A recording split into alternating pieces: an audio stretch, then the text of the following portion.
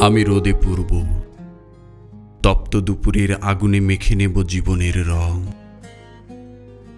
বুকের ভেতর জমে থাকা সব ভয় ঝরিয়ে দেব ধুলো হয়ে একদিন। আমি বৃষ্টিতে ভিজব, শ্রাবণের উন্মাতাল জলে ধুয়ে নেব সব ক্লান্তি।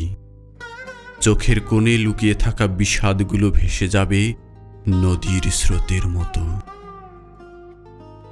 আমি ফুল হয়ে ফুটব, ভোরের শিশিরে জাগব নতুন স্বপ্ন নিয়ে। সুবাস ছড়িয়ে বলবো পৃথিবীকে, সৌন্দর্য লুকিয়ে থাকে ক্ষণিকের জীবনেও। আমি পাখি হয়ে উড়ব, নীল আকাশের অনন্ত বিস্ময়ে। ডানা মেলে ছুঁয়ে দেখব দিগন্ত, যেখানে বাঁধন নেই, নেই কোনো ভয়। তারপর একদিন মাটি, জল, আকাশ আর বাতাসের সঙ্গে মিশে যাব নীরব সুরের মতো।